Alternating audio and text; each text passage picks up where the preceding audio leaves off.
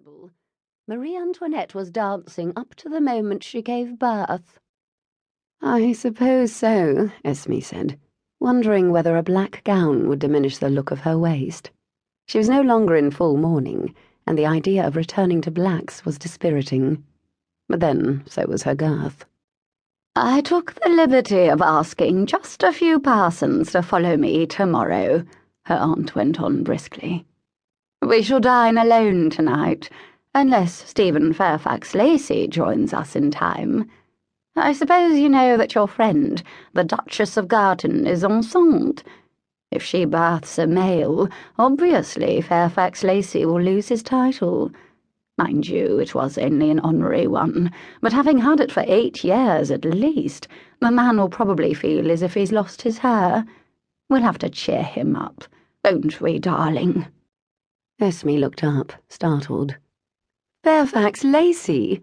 I am not in a position to entertain a house party, particularly one which includes a man I have only the slimmest acquaintance with."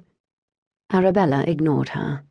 "And, of course, I've brought my dame de compagnie with me. Why be on our lonesome when we needn't? It is the season, but I fancy that my invitation outweighs any tedious little parties that might be occurring in London." "But, Aunt Arabella, this is not entirely suitable."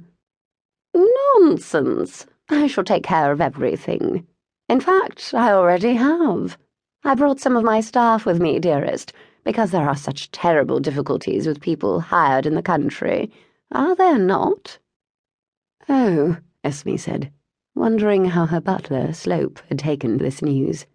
The extra footman might come in handy if she was reduced to being hoisted about in a chair.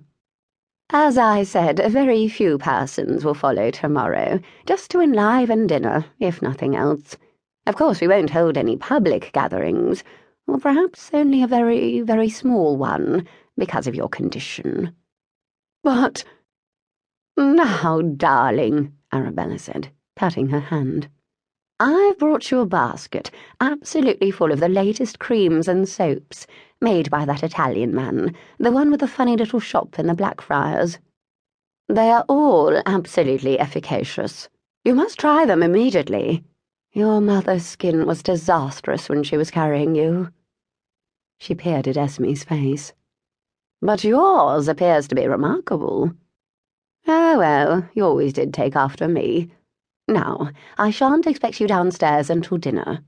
You do remember that Fairfax-Lacy is a member of Parliament?" Esme was starting to have an odd feeling about the presence of Stephen Fairfax-Lacy. "Aunt Arabella," she said, "you wouldn't be thinking of matchmaking, would you? My husband died only 8 months ago." Her aunt raised her exquisitely shaped and dyed eyebrows. "If you call me aunt again, my dearest, I shall scream. It makes me feel quite ancient. Arabella to you, thank you very much. We are family, after all." "I would be delighted," Esme said. "But—" Arabella was never one to respect another's sentence. "It's a dreary business being a widow. I know, as I've been one 3 times over." She lost her train of thought for a second and then continued.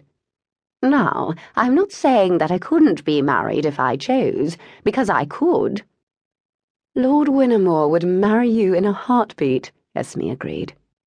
"Precisely," Arabella said, waving her hand. "I've invited Winnemore as well. He should arrive tomorrow. But my point is, darling, that being a widow is rather daunting, fatiguing, really." "Oh, dear," Esme said, thinking that her aunt did look rather more tired than she'd seen her in the past. "You must make a long visit." "Nonsense," Arabella said smartly. "I shall stay with you for the time being. But where's the excitement in living with a woman, hmm?" Her wicked smile made her lose at least 20 years. Esme grinned back. "I'll take your word for it. Miles and I only lived together for a year, and that was years ago, so I can hardly speak from experience." "All the more reason to marry again," Arabella observed. "Now, I've been thinking about Stephen Fairfax-Lacy. He's just the